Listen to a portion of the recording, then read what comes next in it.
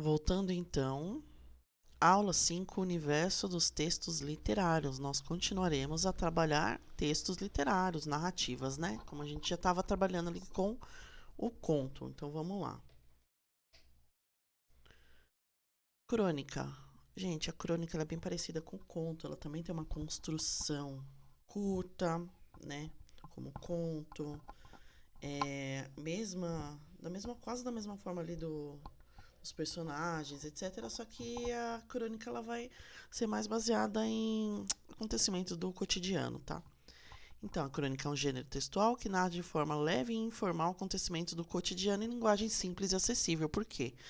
A gente está reproduzindo aí basicamente a voz das pessoas do dia a dia. Então, vamos lá. Suas principais características são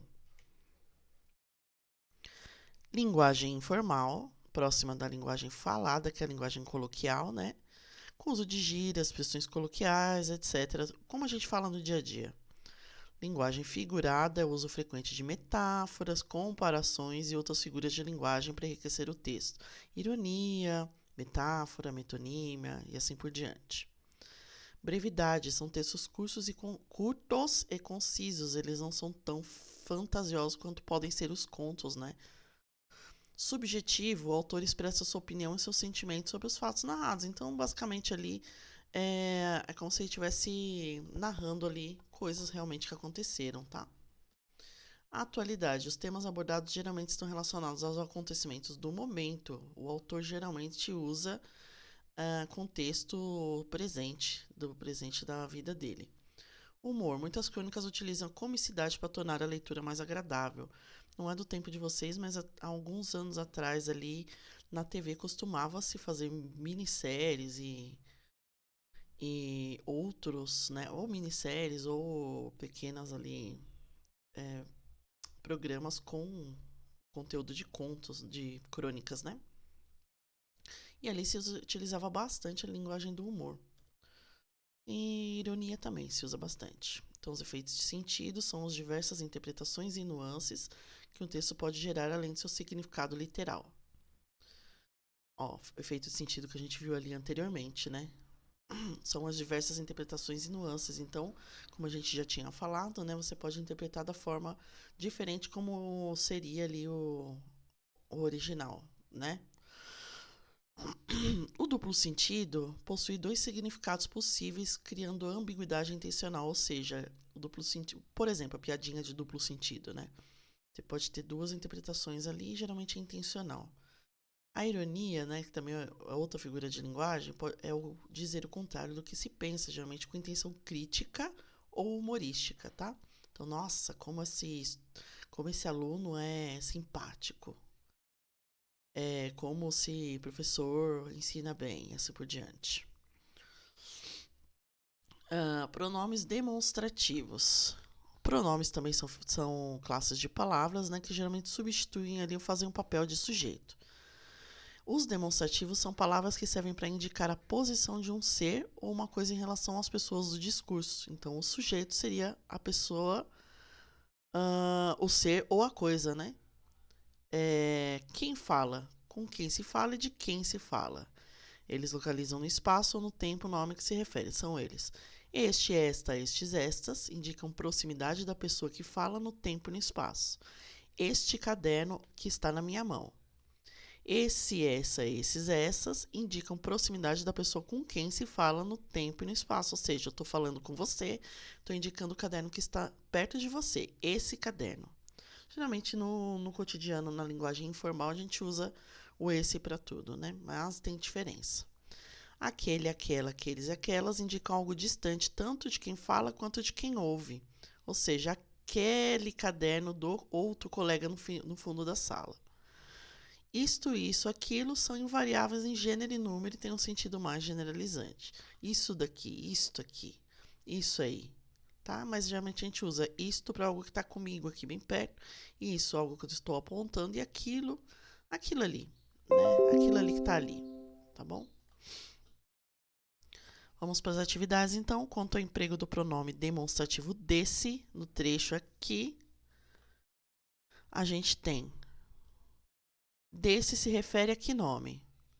Qual a função do pronome demonstrativo neste contexto? Seria possível substituir desse por outro pronome demonstrativo? Sim ou não? E por quê? Vamos para a atividade 2. Leia a notícia a seguir e monte um plano de texto para transformá-la em uma crônica narrativa, cuidando para evidenciar o aspecto de denúncia social a partir da captura de um fato cotidiano, uma coisa que acontece no dia a dia, um acontecimento. Por exemplo, você conta uma história para o seu amigo que aconteceu ali no seu bairro, né? Isso é um fato cotidiano. Características essenciais da crônica que a gente está estudando.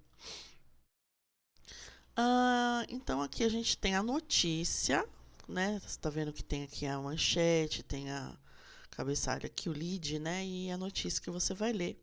E aí você vai responder o que se pede aqui, ó. Você vai transformar essa notícia em uma crônica, tá bom? Olha que legal. É uma atividade bem interessante. Tá vendo que a crônica não precisa ser comprida, longa, né? Ó. Você vai fazer só nesse espacinho aqui. Aprofundando, mais uma leitura. É menina, leitura de um trecho de uma crônica. E aí, os trechos acima são exemplos, ó. Tem mais aqui, ó. Tem umas referências, tá? E os trechos são exemplos de pontos de vista negativos acerca da menina.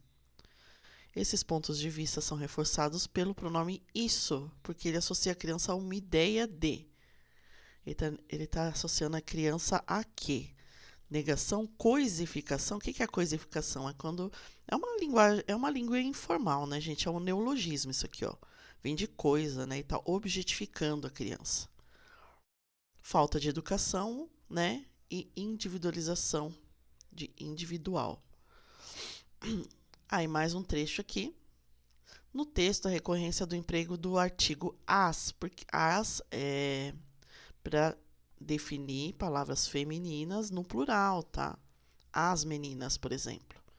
E o pronome essas. No último parágrafo, esse recurso linguístico contribui para quê? Ajuda no quê? Na interpretação. Vamos então para a aula 6. A gente vai para a parte 2 do universo dos textos literários. Então, continuando a crônica, um gênero textual curto e informal, geralmente publicado em jornais e revistas, mas também pode vir a ser publicado em formato de livro, quando o autor reúne uma quantidade significativa de crônicas que dialogam entre si em termos de temática, forma, etc. Lembra que eu falei dos contos, né? Às vezes a gente tem a antologia de contos, né? Que a antologia seria um agrupamento de contos para formar um livro. Aqui a gente também tem as crônicas, geralmente conversam em tema, ou mesmo as crônicas de tal autor, né? Ou as crônicas relacionadas a tal lugar, e assim por diante. O cronista aborda temas do cotidiano de forma pessoal e reflexiva, ou seja, ele é muito apegado, como se ele estivesse contando uma história mesmo, né? Não que ele participe, nem que ele seja o narrador, mas ele demonstra ali uma reflexão pessoal, né? Um apego ali à história, como se estivesse contando mesmo a história para você. Com uma linguagem simples, porque afinal é do povo, né? É do dia a dia e próxima fala. Linguagem informal falada, tá? Mesmo que seja escrita, mas se aproxima da fala. Ele expressa sua opinião sobre os fatos utilizando humor e ironia para criar um texto leve e agradável, ou crítico também, tá? A crônica pode ser considerada um comentário sobre a realidade, críticas, por exemplo, um olhar pessoal sobre os acontecimentos do dia a dia. Olha que interessante a crônica, é muito rica, né? Se vê muito estilo do autor nesses textos. Atividade 1, então a gente vai ler um trecho de novo.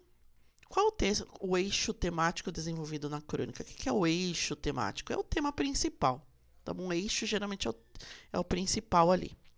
Qual o objetivo do autor com esse texto? O que ele quer transmitir com as palavras dele? Com essa história, né?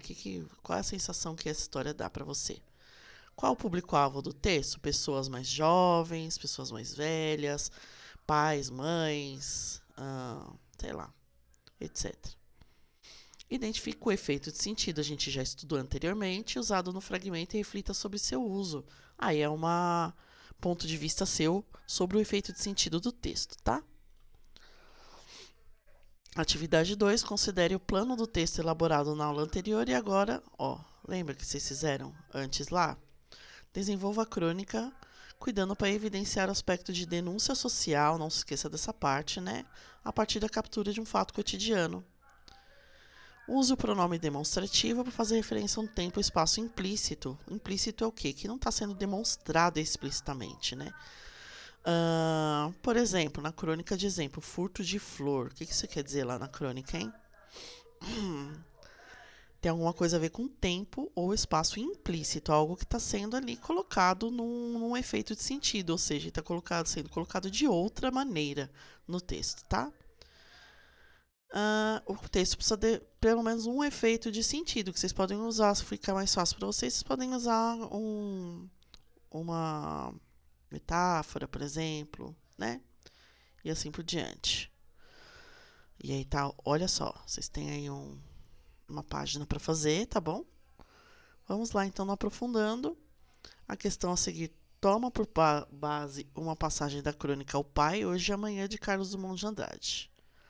Que é essa daqui, a gente está vendo, né?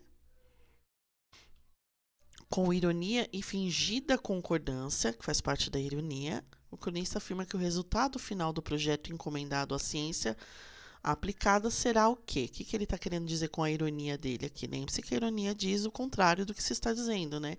É tipo, ele está dando uma crítica ou fazendo uma piada aquilo que ele está falando para representar outra coisa.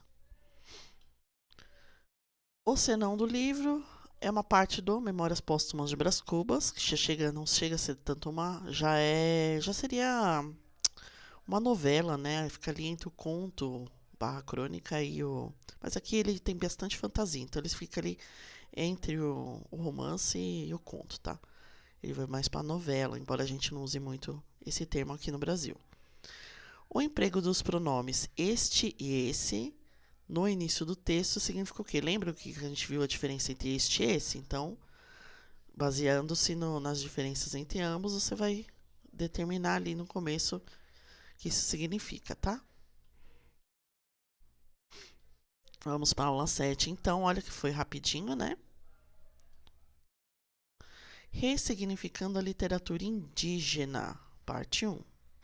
Agora a gente já vai para um outro tema, tá bom? E a gente vai continuar a seguir.